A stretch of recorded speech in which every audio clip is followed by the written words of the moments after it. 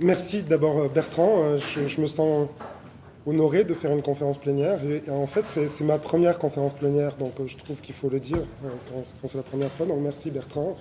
Je voudrais aussi remercier toute l'organisation. C'est un très beau colloque, très agréable, comme toujours. C'est toujours ici à l'UQAM des colloques qui sont à la fois passionnants et assez amusants, assez intéressants. Donc merci à vous tous. Alors, j'ai quelques scrupules à faire ce que je vais faire aujourd'hui, puisque je vais faire quelque chose d'entièrement théorique ce matin, et que c'est le 3e jour. Et je comprends que tout le monde fatigue, et moi d'ailleurs aussi. Et par ailleurs, j'ai quelques scrupules parce que d'une certaine manière, je vais aussi reprendre quelques éléments de la première conférence de Bertrand, et pour ceux qui étaient au panel d'hier sur l'extrême contemporain, de ceux énoncés par Emmanuel Bouju. Bon, et en même temps, je me sens obligé de faire ce que je vais faire, pour une simple et bonne raison. D'abord, c'est que je crois que c'est un peu ce qu'on attend de moi, d'une certaine manière. Et par ailleurs, parce que je souhaitais vraiment aujourd'hui vous présenter ce qui devrait être, ce qui sera, j'espère, l'introduction d'un nouveau livre que je viens de terminer, mais qui n'est pas, en fait, dont je viens de terminer le premier jet, mais qui n'est pas satisfaisant à mon avis, mais qui repose quand même sur une thèse que je vais énoncer aujourd'hui. Et cette thèse, je ne voulais pas la livrer avant, c'est aussi le titre de mon intervention. Cette thèse, c'est Brouhaha, enquête sur le monde contemporain. Donc je teste auprès de vous aujourd'hui cette thèse que je livrerai en fin de communication. Alors, au fond, si je suis arrivé à ce travail d'enquête sur le contemporain et pas d'essai sur le contemporain, c'est en grande partie dû au programme de recherche que j'ai présenté à l'Institut universitaire de France et pas au Collège de France où je ne le serai jamais, évidemment. Et ce programme de recherche s'intitule, en toute modestie, Archéologie du contemporain, littérature, culture, savoir, tout ça au pluriel. Alors je savais, en présentant ce programme de recherche, que son ampleur, disons, cette ambition un peu panoptique, était très bien pour obtenir ce statut, mais posait vraiment des problèmes pour l'écriture d'un livre qui essaierait de le restituer. C'est-à-dire que je ne voyais aucune porte d'entrée pour aborder frontalement cette question du contemporain théorique dans ces divers champs que sont les champs des littératures, des cultures et des savoirs. Or, en mai 2012, j'ai été invité à un colloque à l'université Stanford qui avait pour titre « Qu'est-ce que le contemporain ?» Alors c'était en espagnol, en portugais, en anglais, puisque c'était organisé par le département des littératures latino-américaines. Alors que j'avais moi-même organisé, peut-être certains le savent, un colloque sous ce titre en mai 2007, c'est-à-dire 5 années plus tard, et puis d'autres l'avaient fait avant. Je ne veux pas dire qu'on était les premiers à le faire. Et dans ce cas-là, moi je ne sais pas trop comment faire quand on m'invite sur quelque chose que j'ai le sentiment d'avoir déjà fait préalablement, puisqu'il serait quand même assez malhonnête de répéter ce que j'avais dit à cette occasion-là, et puis c'était très visible puisqu'un livre était paru pour les actes du colloque de 2007. Donc intuitivement, je me suis proposé d'interroger la question même, qu'est-ce que le contemporain, dans un texte qui vient de paraître, et qui au fond constitue le point d'origine de cette enquête que je vais présenter aujourd'hui, dont je vais vous présenter les principes. Cette question, qu'est-ce que le contemporain, n'avait jamais été posée jusqu'en 2004. Et pourtant, à Stanford, en 2012, elle faisait l'objet d'une reprise, puisque c'était la 8e fois en 8 ans qu'elle résonnait dans un lieu, ici un lieu académique. La première fois, elle fut posée dans une série d'articles publiés dans la revue Zoom du Centre d'expression contemporaine de Rosario en Argentine. La seconde fois, c'était, vous le savez tous, à Venise, par Giorgio Agamben lors d'une conférence devenue célèbre. Elle a été posée 2 fois en France, à Rouen, d'abord par un collectif d'architectes et par nous, au Centre national de la danse. Elle est revenue en Italie pour un colloque consacré aux arts de la scène. Et enfin, elle a été posée 2 fois en 2011 à Santiago du Chili par des historiens et des spécialistes de Cultural Studies. Et puis à Bruxelles par la revue Pylone, qui est une revue, je ne sais pas si mes amis belges ici présents sont d'accord avec moi, que je qualifierais de branchée et interdisciplinaire. Un numéro de la revue états-unienne d'études hispaniques vient de paraître sous ce titre, et en septembre 2014, il y aura une conférence à St Andrews en Écosse sous le titre What is the Contemporary?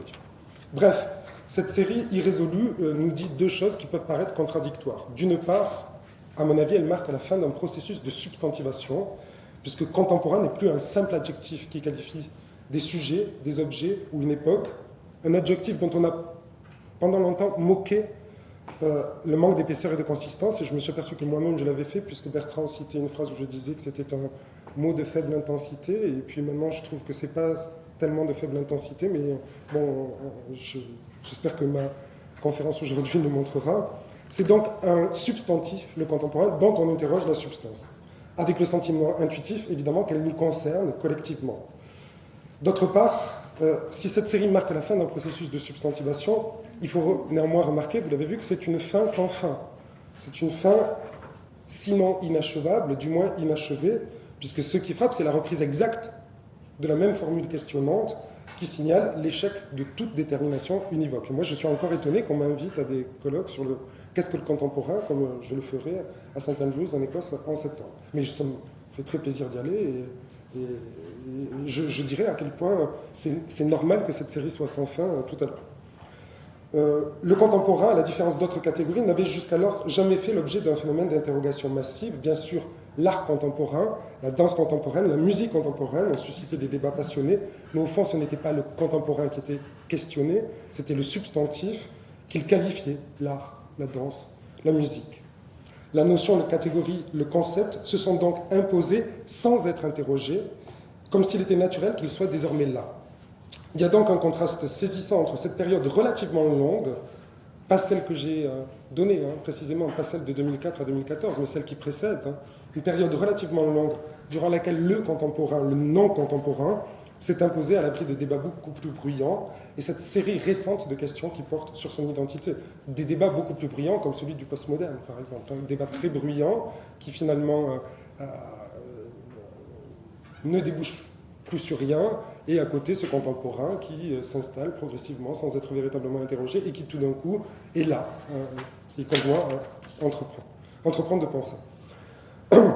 Bon, pour commencer, je ne ferai pas retour sur une ambiguïté que j'estime aujourd'hui levée.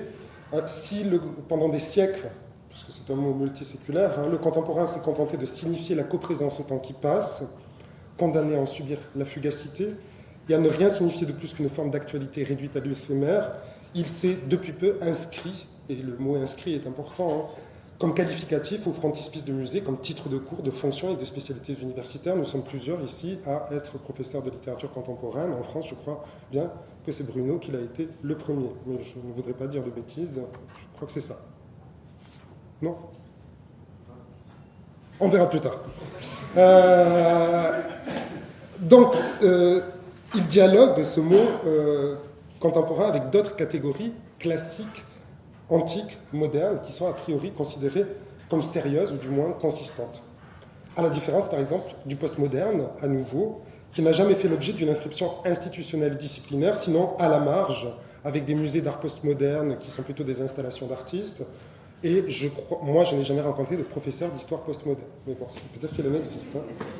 À peine existe-t-il des revues académiques portant ce nom, comme la revue Postmodern Culture, qui a été importante en son temps, et qu'il est aussi, mais on ne sait plus aujourd'hui si elle a une vocation historique ou une vocation à se saisir de l'actualité.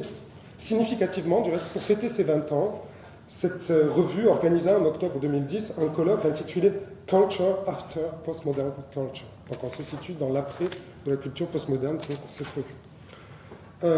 Évidemment, un exemple permet d'invalider l'hypothèse de la simple fugacité du contemporain, dans la mesure où une bonne partie des musées d'art contemporain disposent et travaillent à partir d'une collection. Alors, ils ont aussi une option historique, archivistique et documentaire qui ne peut pas être réduite à la simple fonction de montrer l'art d'un aujourd'hui perpétuellement changeant. Sinon, il faudrait en permanence changer les expositions. Le contemporain est donc un concept, en partie au moins historique. Mais c'est aussi un concept qui a une histoire.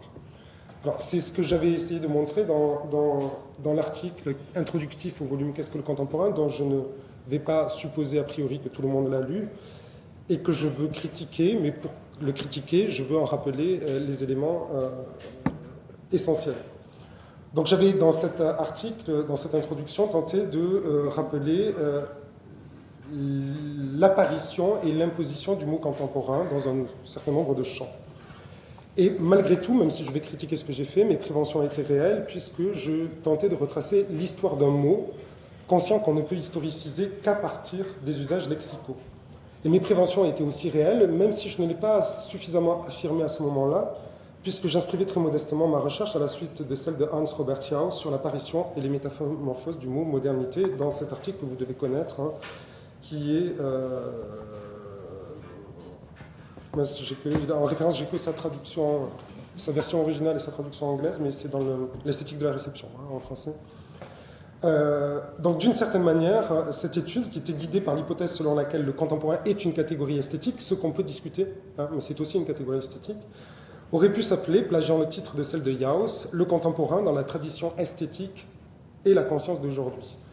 Le texte de Jauss est vraiment important, je l'ai relu à l'occasion de ce nouveau travail, et ses apports sont multiples. Parmi ceux-ci, on peut retenir qu'il existe, et je crois que ça c'est vraiment important, hein, une conscience historique variable ou relative du présent, plus ou moins intense, et que les moments de grande intensité se caractérisent par la formation ou la réactivation d'un mot. C'est la thèse de Jauss.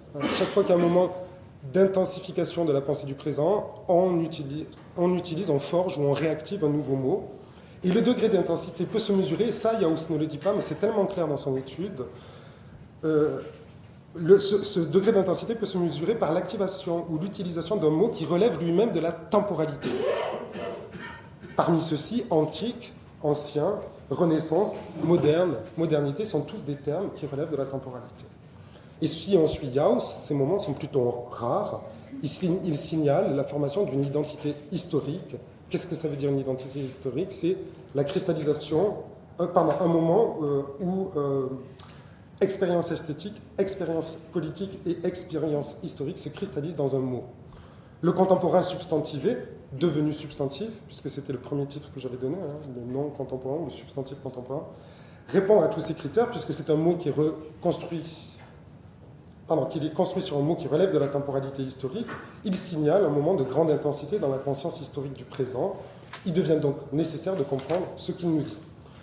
Donc, suivant l'exemple de Jauss, je me suis dans un premier temps intéressé à l'histoire du mot contemporain, en rappelant, vous le savez, en français qu'il apparaît, mais aussi dans toutes les langues romanes et en anglais, environ au début du XVe siècle, hein, c'est un mot donc tardif, et qu'il connaît 3 expansions d'usage, ce qui était quand même important de noter à ce moment-là, 3 expansions d'usage qui correspondent à 3 moments de crise philosophique et esthétique en Europe. Hein, la Renaissance, la querelle des anciens et des modernes et les Lumières. C'est-à-dire que chaque fois qu'on voit dans les dictionnaires historiques utiliser le mot contemporain, on s'aperçoit que ça correspond très précisément à ces 3 moments en Europe. Alors, malgré ces moments d'expansion, si, son usage est tout à fait limité, on lui préfère le mot moderne. Donc il fallait tenter de comprendre aujourd'hui pourquoi le terme de moderne n'est plus guère utilisé alors que celui de contemporain a envahi les discours sur la représentation du présent historique. Et là encore, j'ai suivi l'exemple de Jauss. Je ne vais pas passer ma communication à dire ce que j'ai fait, hein, mais je rappelle juste les 3 ou 4 axes principaux et puis je vais dire quelque chose de nouveau. Hein. Donc j'avais posé, hein, puisque il faut renvoyer à une extériorité pour comprendre l'usage des mots, alors je vois les usages du mot contemporain se développer après la Deuxième Guerre mondiale. Je ne voulais pas être plus précis. Donc, qu'est-ce qui se passe après la Deuxième Guerre mondiale? Donc, à ce moment-là, pour ceux qui ont lu le texte, peut-être vous vous souvenez, j'avais dit, enfin ou pas, peu importe, hein, qu'il y avait 3 phénomènes qui pouvaient l'expliquer. Maintenant, je pense qu'il y en a 4. Hein. 3 phénomènes. Le premier phénomène, c'était un phénomène d'ordre démographique, économique et politique. C'est le baby boom qui produit une mutation démographique, je ne dirais pas sans précédent, parce qu'il y a eu des mutations démographiques précédemment, hein, mais une mutation démographique qui entraîne une profonde reconfiguration du rapport au savoir et à la culture dans le sens d'une démocratisation. Et cette démocratisation va transformer ce rapport au savoir, notamment dans l'espace universitaire qui nous est cher, mais aussi dans les espaces culturels, en faisant accéder à ces espaces de la distinction toute une partie de la population qui n'y avait pas accès juste là. Parallèlement, il y avait des raisons géopolitiques qui pouvaient l'expliquer, avec plusieurs décentrements, dont 2 décentrements majeurs, un décentrement de la cartographie intellectuelle et culturelle de ce côté-ci de l'Atlantique, et un deuxième décentrement polycentrique, j'ai envie de dire, au moment de la période postcoloniale. Donc de nouvelles visibilités artistiques et intellectuelles apparaissent, qui non seulement ne se reconnaissent pas dans le mot moderne et modernité, mais en plus le contestent en bien des endroits. Enfin, il y a eu je pense quelque chose, c'est ce que je ne disais pas, je crois, à ce moment-là, une querelle et une guerre sans quoi de nouvelles terminologies n'apparaissent pas. Cette querelle, c'est la querelle des canons qu'il y a eu plutôt de ce côté-ci de l'Atlantique, et la guerre de l'art contemporain qu'il y a eu plutôt de l'autre côté de l'Atlantique, qui tous les deux montraient un nouveau rapport à la tradition, aux communautés, et notamment pour ce qui concerne la littérature, puisque nous sommes des littéraires, qui montraient que l'enseignement de la littérature et des grands textes formait un des piliers essentiels de l'éducation au national propre à la modernité, et que nous sommes dans l'après-coup de cette tradition-là. Bon. Donc du point de vue de la temporalité historique, et uniquement de ce point de vue-là, qui est éminemment problématique et que je vais contester, on peut parvenir à dégager une séquence à peu près cohérente qui impose ou accompagne la nécessité de recourir à un nouveau terme. Ce moment contemporain, qui naît dans la deuxième partie du XXe siècle, se caractérise en grande partie par l'usage du terme contemporain pour se désigner. C'est un peu déceptif, hein.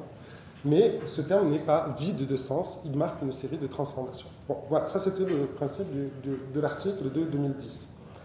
Ce que j'ajouterai aujourd'hui aussi, c'est que dans cette hypothèse esthétique, dans cette lecture esthétique, qui ne sera plus la mienne bientôt, on pourrait dire que moderne et contemporain ne s'opposent pas, tout simplement parce qu'ils ne se situent pas sur le même plan. Enfin, ils ne se situent pas sur le même plan. Et là, je retrouve Jauss. Selon Jauss, il existe depuis la fin de l'Empire romain une opposition structurante et structurale dans la conscience historique entre ancien et nouveau, ou plutôt, dit-il, ancien et moderne. L'ancien et le moderne varient avec le temps, de même que la nature de leur opposition. Ils s'incarnent parfois dans une série de mots qui constituent un deuxième niveau dans la représentation historique du présent. Il y a un premier niveau qui est structurel, fondamental pour Jauss, c'est celui d'ancien et moderne. Et puis un deuxième niveau qui sont comme où on trouve des actualisations de ce premier niveau-là. Par exemple, d'un côté, on peut trouver antique ou classique, ou de l'autre, ces variations sur le moderne que sont la modernité, le modernisme, ou bien, si vous avez les textes de Jauss en tête, hein, pour certains peut-être, le romantisme, sur lequel il passe beaucoup de temps. Donc il y aurait d'ailleurs un troisième niveau qui serait plutôt constitué par les mouvements esthétiques ou politiques. Donc l'hypothèse esthétique soutiendrait que contemporain est un terme de second niveau, tout à fait comparable à romantisme ou modernité, tel que Jauss les analyse. Il serait en son sens une forme du moderne, telle que la Renaissance, le romantisme ou la modernité l'ont été. Alors, le récit qui me permet d'aboutir à cette hypothèse est depuis, je pense, trop rapide, même s'il n'a pas été rapide dans sa formulation, et un peu trop péremptoire. Il n'est pas faux, mais il manque de finesse, puisque j'ai cherché à exposer 3 ou 4 grands paramètres déterminants, alors que ce sont bien au contraire les micro-phénomènes qui importent.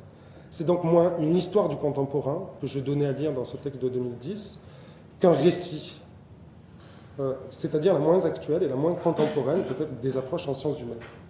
Par ailleurs, pour parvenir à cette hypothèse, il a fallu que je superpose 4 niveaux de compréhension des catégories esthétiques qu'il convient maintenant de distinguer, même si aucune n'existe réellement sans les autres. Donc je vais parler de ces 4 niveaux de compréhension désormais, ces 4 approches du contemporain, qui ne sont pas exclusives, hein, je reviendrai. Donc le premier niveau, le plus direct, le plus aisé, mais aussi le moins convaincant et le plus discutable, et qui a déjà été très largement discuté par Emmanuel Bouju de manière définitive hier, mais bon, j'avais déjà écrit mon texte, donc je vais le faire aussi. C'est le niveau relatif à l'approche épocale, relatif à l'époque. En ce sens, le contemporain, mais je ne le critiquerai pas de la même manière qu'Emmanuel. Bon, c'est vraiment une petite variation. En ce sens, le contemporain serait une époque, et en l'occurrence, notre époque. Et chaque fois que je vais dire notre, il faudra mettre des guillemets, s'il vous plaît, dans votre tête. Puisque seule notre époque le revendique comme critère d'identification collective. Or, ce notre fait problème. Le monde contemporain, dans un sens épocal, est traversé de tant de réalités diverses et contradictoires qu'il invalide pratiquement la possibilité du nôtre. Le nôtre englobant n'est reconduit qu'à condition de reconduire un impérialisme ou un égocentrisme. Impérialisme, lorsqu'il s'agit d'inclure dans une représentation située géographiquement et temporellement l'ensemble des phénomènes collectifs. Égocentrisme, lorsqu'il s'agit de situer l'ensemble de ces phénomènes autour de sa propre personne. Ainsi, une grande partie de la critique culturelle et esthétique, dont je fais partie et dans laquelle je m'inclus, n'a pu faire autrement que de voir dans le temps qu'elle vivait des phénomènes ou des ruptures majeures, simplement parce qu'elle y participait. Ça, c'est une forme d'égocentrisme. Le dénouement est un peu comme ça, puisque je vois que vous l'avez là-dessus, il y a quelque chose d'égocentrique dans le dénouement. Parallèlement, d'un point de vue épistémologique, l'approche épocale pose le problème, ça m'embête parce que j'arrête pas de critiquer ce que j'ai fait préalablement, et je me demande à quoi ça sert que je continue à faire des choses que je vais critiquer peu après, mais bon, on est tous au même niveau. Hein. Donc parallèlement, d'un point de vue épistémologique, l'approche épocale pose le problème de la périodisation et donc d'une représentation bornée du temps, dont Emmanuel a parlé hier, mais dont je vais parler différemment maintenant.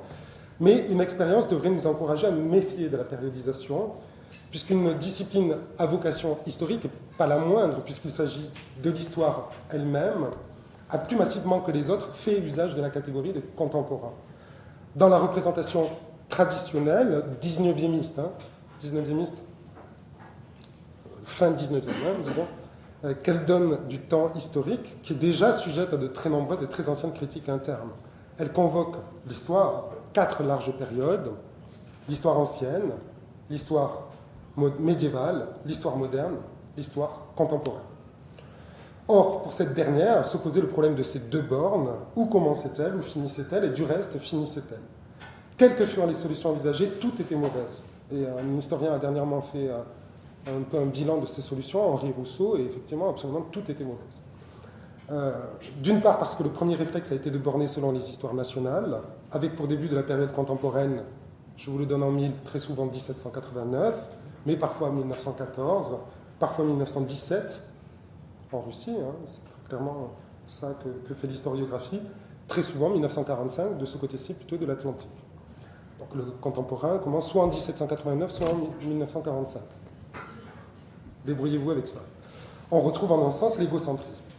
D'une part parce que le réflexe fut de borner en fonction des grands événements, et je mets grands événements entre guillemets là aussi. Or, toute l'historiographie contemporaine a critiqué cette approche par les grands événements, de même que l'histoire littéraire et l'histoire de l'art ont très fortement relativisé et problématisé une lecture par les grandes œuvres ou les grands auteurs. Ces notions, grands événements, grands auteurs, grandes œuvres, relèvent d'une manière légendaire de comprendre l'histoire et fonctionnent généralement comme des reconstructions a posteriori. Enfin, s'est posé la question de savoir si une période pouvait être en cours et s'il fallait en borner la clôture.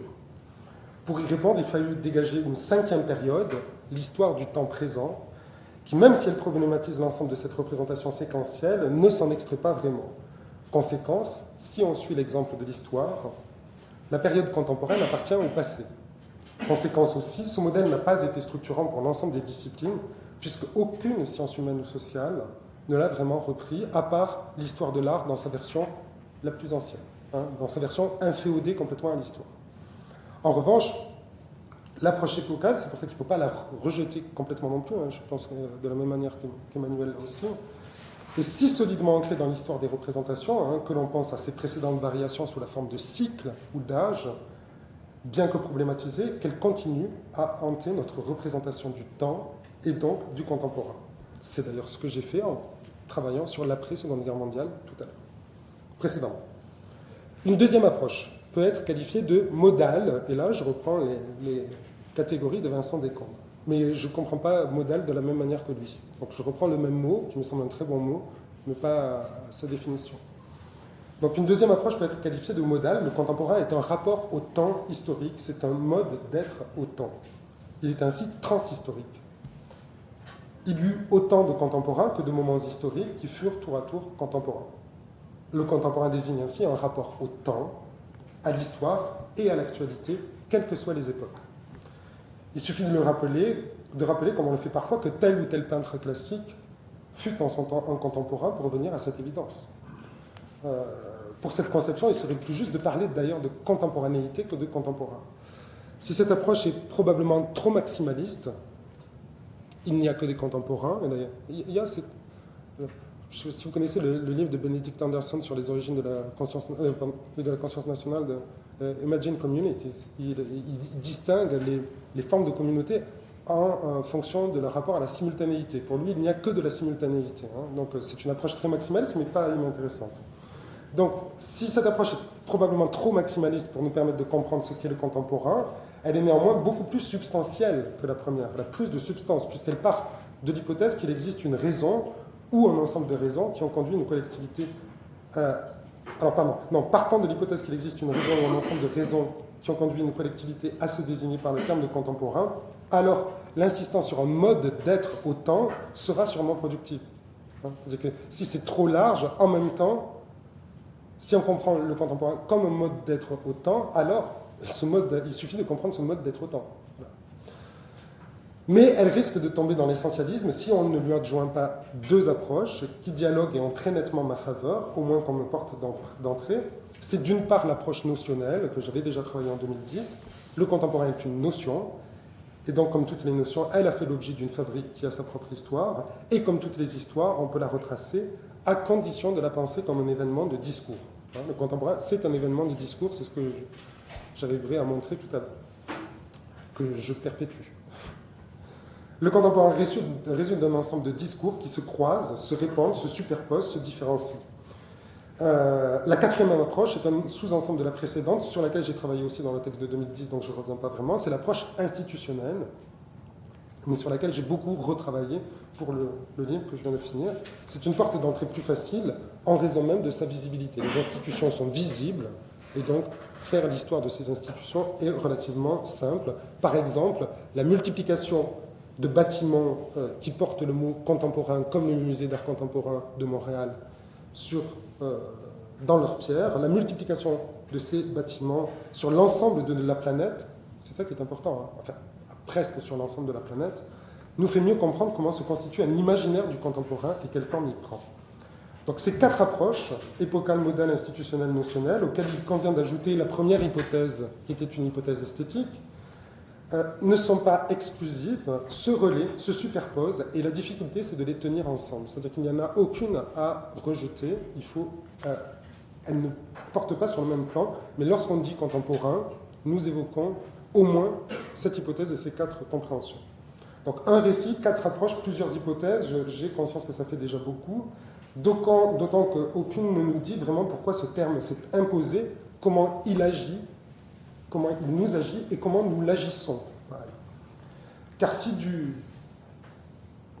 de ce qui précède, on veut bien tirer qu'une nouvelle actualisation du moderne se justifie, il n'y a aucune raison a priori qu'elle se fasse grâce au mot contemporain. Les catégories sont généralement dites par des mots qui eux-mêmes disent quelque chose. Et pour les comprendre, il faut d'abord savoir qui les énonce. On doit ainsi distinguer les catégories imposées après coup par l'histoire et celles que les acteurs eux-mêmes semblent avoir choisies. Des catégories qu'on pourrait qualifier d'allo-définitionnelles ou d'auto-définitionnelles. Or, le contemporain est une catégorie auto-définitionnelle qui est utilisée par ces acteurs mêmes. Pas vraiment revendiquée ni claironnée, mais quand même utilisée. Dans un tel cas, un réflexe nous encourage, quand on est sur des catégories construites après coup, toute tentative d'interprétation de cette catégorie comme produite par ces acteurs est vouée à l'échec. Voilà, c'est ça. Et on en a énormément. Nous utilisons énormément de catégories qui n'étaient pas du tout utilisées par les acteurs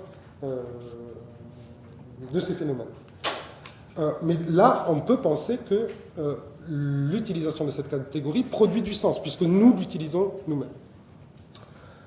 Et comme ces termes, si l'on suit Gauss, ont presque toujours relevé du vocabulaire temporel, notre réflexe nous conduit à penser que ces catégories déterminent un rapport au temps, ce qui par ailleurs est loin d'être évident. Parce qu'au fond, tout ça pourrait être le fruit du hasard. ça pourrait être le fruit du hasard. Bon, donc, contemporain dit quelque chose. Cela dit avec le temps, qui est du même temps. Mais justement, j'ai voulu m'interroger sur avec le temps. Qu'est-ce que cela veut dire avec le temps? Là aussi, il y a plusieurs manières de comprendre cet avec le temps-là. La première manière, nous en avons parlé déjà beaucoup ici, mais j'y reviens juste rapidement. Les deux autres, on n'en a pas parlé, me semble-t-il, juste à présent, mais la première, on en a parlé. Avec le temps, c'est être au présent. Mais là aussi, qu'est-ce que cela veut dire, être au présent? Tout dépend, au fond, vous verrez l'inclinaison de ce que je vais dire, du régime d'historicité. Une partie de l'historiographie travaille déjà depuis longtemps sur la sémantique des temps. Pour Koselleck d'abord, pour François Hartog ensuite, le temps n'est pas une enveloppe vide, il est investi par les sujets qui en font l'expérience. L'articulation entre passé, présent et futur depuis le présent, et toujours depuis le présent. Enfin, c'est ce que nous apprenons aujourd'hui, c'est que cette articulation se fait toujours depuis le présent. Résulte d'une tension entre le champ d'expérience que nous vivons et l'horizon d'attente. Si je suis et résume abusivement François Hartog, qui lui-même suivait et résumait en grande partie, non pas abusivement du tout, Reinhard Koselleck, on peut distinguer au moins trois régimes historiques, c'est-à-dire trois manières d'être au temps, selon que l'horizon d'attente se situe dans le passé, voire les mythes de l'âge d'or ou du paradis perdu, par exemple, dans le futur, le progrès ou la nouveauté, ou dans le présent. La démonstration de François Hartog, vous le savez, je pense tous, tend à montrer que progressivement, une crise des temps s'est installée au cours du XXe siècle et s'est radicalisée au XXIe, nous faisant passer d'un régime plutôt futuriste à un régime plutôt présentiste, où le centre de gravité de notre être dans le temps est le présent. Il parle ainsi de l'expérience contemporaine d'un présent perpétuel, insaisissable et quasiment immobile. Je le cite, et il dit « C'est ce moment et cette expérience contemporaine du temps que je désigne comme présentisme ». Dans la mesure où le mot présentisme, s'il frappe par sa précision historiographique, n'a néanmoins pas été repris dans le discours commun. Je veux dire, on est les seuls à utiliser le mot présentisme. Mon boulanger, il ne parle pas de présentisme. J'ai envie de, alors qu'il pourrait parler de contemporain. J'ai envie de retoucher cette phrase pour l'inclure dans une proposition quasi tautologique en disant c'est ce moment et cette expérience contemporaine du temps que le contemporain désigne. Selon Hartog. Pas vraiment ma pensée à moi. Une deuxième interprétation de « avec le temps » peut être convoquée et qui me semble peut-être plus importante. La contemporanéité pourrait être comprise comme une cotemporalité, comme une concordance des temps multiples. Je n'ai cessé durant cette enquête sur le non contemporain, dans les pratiques artistiques et les champs du savoir, de rencontrer, dans les œuvres d'art notamment, mais aussi dans la théorie critique, une représentation palimpseste ou feuilletée du temps, où le présent n'est pas une séquence du temps, mais un point de métabolisation de tous les passés et de tous les futurs. Qui est du même temps, ne renverrait pas forcément à cette confraternité d'époque, mais à la cotemporalité dans le présent de tous les temps historiques. C'est clairement une vision benjaminienne de l'histoire, qui n'est pas loin d'ailleurs, ça m'embête de dire ça parce que ça contredit tout ce que je pense sur les grands auteurs, etc., mais qui n'est pas loin d'être le penseur capital de l'époque sur la temporalité, quels que soient les traitements qu'on en fait, c'est-à-dire c'est Benjamin avec des guillemets souvent, mais il est repris partout, et il y a une lecture benjaminienne d'à peu près tout aujourd'hui, y compris, et c'est tout à fait normal, des technologies, du monde technologique dans lequel nous sommes. Donc, qui est du même temps ne renverrait pas forcément à cette confraternité d'époque, mais à la cotemporalité dans le présent de tous les temps historiques. Et j'ai l'impression, après plusieurs années d'enquête maintenant, que cette vision-là dit une sémantisation très claire du mot contemporain. Mais avec le temps, dit encore autre chose. Troisième sens. Il y a dans le cum de contemporain un accord, un accompagnement, une adhésion qui n'apparaît plus tellement dans les langues qui ne l'utilisent plus comme préposition ou adverbe, comme le français. On ne l'utilise pas comme préposition ou adverbe. Il faut faire un pas de côté linguistique pour mieux le comprendre. Cette fois-ci, l'allemand est plus précis. Zeitgenössisch. Contemporain associe Zeit, le temps, et Genos, le camarade, le compagnonnage. Donc temps et compagnonnage ou camaraderie. Être un camarade du temps. un compagnon du temps, c'est une idée assez problématique et qui est très souvent moquée dans les représentations théoriques ou artistiques. Car il va de soi que dans les théories modernes, la subjectivité individuelle ou collective se fait nécessairement contre. Il faut tuer le père, s'opposer à la mère, lutter contre la société. Les expressions artistiques elles-mêmes sont le plus souvent pensées dans cette logique oppositionnelle. On a valorisé à juste titre les maudits et les refusés, et de cela on retient surtout qu'ils furent maudits, refusés. Aucun n'aurait été un bon camarade, un bon compagnon du temps. Dans cette logique, les camarades du temps sont les officiels, les résignés. Serait-on passé à une logique inverse, une logique d'adhésion maximale, de consentement maximal? Cette idée, absurde, je dois dire, mais traverse absolument le champ intellectuel, tout le champ intellectuel, en tout cas dans un vieux pays comme la France, d'un pôle conservateur qui revendique la mécontemporanéité, raillant les contemporains. Vous savez, ce fameux jeu de mots qui vient de l'art contemporain, contemporain, c'est exactement cette idée du compagnonnage du temps, ne trouvant de posture éthique que dans la détestation d'époque qui leur rend d'ailleurs formale en leur réservant toutes les positions d'honneur, tous les privilèges économiques et symboliques, au moins dans ce vieux pays qu'est la France. L'Académie française nous a montré une très brillante exemple dernièrement en élisant Alain Finkielkraut. Donc d'un pôle conservateur à un pôle émancipateur qui chronique les temps consensuels et énonce la fin de cette mésentente nécessaire à la politique. Du premier pôle, je ne dirai rien de plus. Lorsque la posture réactionnaire défend la logique oppositionnelle, la confusion guette. Le second est plus nuancé, plus subtil, et c'est souvent lui qui nous permet de comprendre ce que pourrait être un compagnonnage du temps.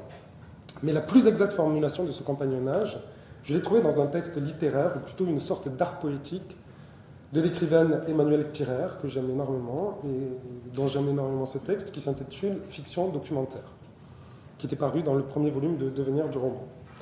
On pourrait dire qu'en termes de posture, rien ne la distingue plus de la logique oppositionnelle. Au contraire, elle ne cesse d'utiliser le vocabulaire du cum, du rapport, de la relation. Elle postule par exemple qu'il y a un rapport étroit entre le type de littérature produit à une certaine époque et son contexte historique et social, quant à la manière qu'ont les textes, je cite, de sélectionner leur lieu d'émission, le terrain où ils prendront la parole. À la suite, elle multiplie les termes qui renvoient au compagnonnage, coïncider, compagnie, etc. Pour mieux la comprendre, je peux donner un extrait un peu long, et d'ailleurs je ne comprends pas pourquoi je ne fais pas de PowerPoint pour ces extraits-là, donc j'espère que vous arriverez quand même à me suivre. Je cite Emmanuelle Pirer. C'est assez long parce que ça m'amuse assez, ce texte, j'espère qu'il vous amusera quand même aussi à la fin. S'il faut un trait distinctif de notre expérience du réel, proche ou lointain, dit Emmanuelle Pirer. On peut partir de son fort taux de médiatisation par des écrans d'ordinateur ou de télévision. Je voulais aussi prendre cet exemple parce qu'il correspond aux perspectives de Figaro. Nous vivons de manière intensive dans la compagnie d'écrans de petite taille, et ces écrans déversent dans notre salon, dans nos chambres et sur nos bureaux un volume considérable de renseignements et ou inepties concernant le monde. Néanmoins, nous ne sommes pas pour autant ahuris. Nous ne sommes pas engloutis dans des écrans de télé ou d'ordinateur, nous ne leur cédons qu'une proportion limitée de notre attention. Voilà le second trait distinctif. Nos écrans, poursuit-elle, ne sont pas du tout type écran de cinéma. Devant un écran de petite taille ou moyenne, dont nous sommes pour une part nous-mêmes le projectionniste, nous nous oublions en fait assez peu, nous commentons à voix haute le spectacle au fur et à mesure de son déroulement, nous changeons le DVD, nous cliquons, nous retartinons un sandwich, nous répondons au téléphone. Fin de la citation. Cette posture est contemporaine dans le troisième sens du terme. Elle entretient un commerce, c'est le terme ironique employé par Pirer, avec le temps. Elle ne reprend ni la logique du retrait, ni celle de l'opposition chère aux théories modernistes. Mais dans ce commerce soutenu que nous entretenons avec nos écrans, dit-elle, c'est quasiment chaque phrase venant nous entretenir du monde qui doit être suspectée. C'est toute la logique du cum selon Pirer qui ici se déploie. Car Pirer évoque une posture, une singularité qui n'est plus en rapport d'opposition frontale avec le groupe social, mais détourne, fait jouer, juxtapose notamment les langages pour chercher la dissonance. Bref, trouve dans l'équivoque un mode d'être. L'équivoque comme autre nom de ce compagnonnage du temps, comme autre nom de ce contemporain, car il faut le dire, renoncer au contre ne signifie pas en rien consentement ou adhésion béate. Il s'agit plutôt dans ce texte d'un manifeste du cum, un manuel de survie dans le compagnonnage qui s'abstrait de la logique oppositionnelle. Être avec le temps, être camarade du temps, c'est se glisser dans ses plis, l'occuper, l'habiter pour le configurer et le faire voir. La conclusion de l'auteur est limpide, puisqu'elle constate un redéploiement vers le pluriel. Alors, ce postulat est loin d'être isolé. Comme je sens que je vais parler trop longuement, je vais passer, mais j'avais des exemples dans d'autres littératures qui étaient tout à fait... qui allaient dans ce sens-là.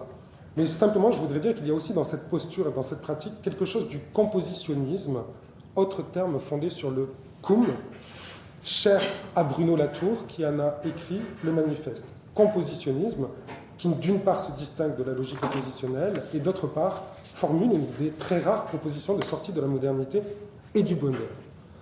Composer un monde commun nécessite un certain compagnonnage du temps. Le compagnonnage du temps compose le monde commun, selon Bruno Latour. Donc ce que je remarque là, c'est que à la fois dans la littérature et dans la pensée la plus diffusée aujourd'hui, celle de Bruno Latour est une pensée très diffusée, on a véritablement une volonté de construire une logique compositionnelle avec le monde qui me semble aller dans le sens de cette troisième signification du contemporain. Alors, un récit, 4 approches, plusieurs hypothèses, 3 significations, cela fait encore plus et sûrement trop, je le sens. Pourtant, et c'est sur cela que je conclurai, je crois que j'ai jusqu'à 10h, c'est ça Bertrand? On a commencé à l'écart ou... C'est ça? Bon. Je ne dépasserai pas, 10h moins 2, je dirais, 10h moins 2. Pourtant, j'ai la certitude que lorsqu'on utilise ce terme, c'est l'ensemble de ces potentialités qui est convoqué. Et c'est ça que j'ai remarqué dans mon enquête, avec plus ou moins d'intensité. C'est la pluralité presque infinie des usages du mot qui seule est véritablement significative. Déjà, dans le récit que je propose en 2010, m'intéressant plus aux usages qu'aux essences, je supposais que le contemporain était avant tout un événement de discours. Le monde n'a pas changé à cause de tel ou tel événement qui nous aurait fait contemporain, alors que nous étions quoi? Modernes, modernistes, postmodernes. Le contemporain est d'abord parlé dans des formations discursives diverses. Des discours disciplinaires, des discours médiatiques, des discours domestiques, des discours professionnels. Il est frappant de constater combien un mot peut se diffuser, contaminer certaines strates du discours et pas d'autres. Et pourtant, cette multiplicité produit une cohérence qui fait le sens et le véritable sens, à mon avis, du mot contemporain. En tout cas, c'est ce qu'on peut comprendre du questionnement sur le contemporain.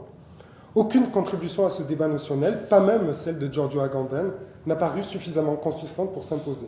Et pourtant, les autorités n'ont pas manqué dans ce débat, que ce soit dans les pratiques artistiques ou curatoriales, les sciences sociales ou les sciences humaines. Mais aucune ne clôt le mouvement, pas même temporairement.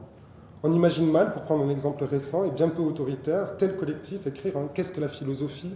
en 1992 ou 1993, juste après celui de Deleuze et Guattari.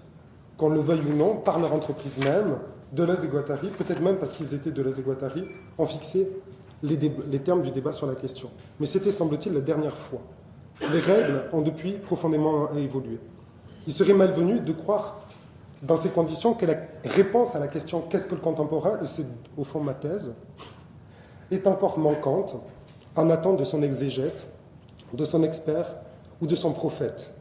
La réponse à la question « Qu'est-ce que le contemporain ?» existe, elle est sous nos yeux, apparente, il suffit d'y être attentif ou plutôt de l'entendre.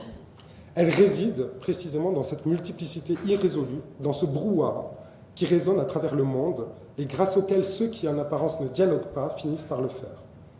Cette vision n'est pas angélique parce que ce brouhaha et cette multiplicité irrésolue est agonistique. Elle témoigne d'une démocratisation des discours, du rééquilibrage géographique de leurs usages, des décentrements institutionnels propres aux contemporains lorsqu'ils s'imposent comme conscience historique du temps. Le contemporain, dans ces conditions, apparaît comme l'expérience concrète de cette multiplicité de récits plus ou moins oppositionnels. Cette expérience est aussi celle de la pluralisation d'espaces publics dialogiques où se façonnent et s'expriment ces récits. L'histoire notionnelle et institutionnelle, d'ailleurs, je passe sur ça, mais je voulais rappeler simplement que par ailleurs, grâce à cette enquête, je me suis aperçu que les moments de très grande conscience historique, de fabrique du présent, les moments de contemporanéisation en Europe, la Renaissance, les Lumières, la modernité, lorsqu'on les observe attentivement, lorsqu'on revient sur eux attentivement, nous apparaissent aussi comme multiples, contradictoires, bruyants et oppositionnels. C'est encore le brouhaha. Seule leur classicisation historique, seule leur patrimonialisation les ont disciplinés. En ce sens, le brouhaha fournit le sens philosophique, esthétique et politique du contemporain, qu'on le considère de manière épocale, comme notre époque, modale, comme un mode d'être historique, ou notionnel, disciplinaire et institutionnel. Longtemps discipliné, il s'impose désormais comme un marqueur historique de notre temps et comme un mode de relecture de l'histoire. S'il est ainsi une différence de l'époque dite contemporaine avec les autres époques contemporaines, c'est qu'on y reconnaît volontiers que non seulement le brouhaha la caractérise, mais plus encore qu'il a toujours caractérisé le présent, dont la définition forme un champ de bataille ininterrompu. Mais il ne s'agit pas de n'importe quel brouhaha, ce ne sont pas, selon les époques, les mêmes personnes qui parlent, dans les mêmes lieux, sur les mêmes sujets, avec les mêmes enjeux. Les différences historiques tiennent essentiellement à ces variations qui relèvent de la configuration des sphères publiques. Participer à l'élaboration du présent est au fond un privilège qui a évolué avec le temps. Alors évidemment, cette reconnaissance pose un problème à l'essayiste, en l'occurrence moi, qui souhaite en parler. Comment rendre compte du brouhaha sans le discipliner et sans se laisser gagner par lui?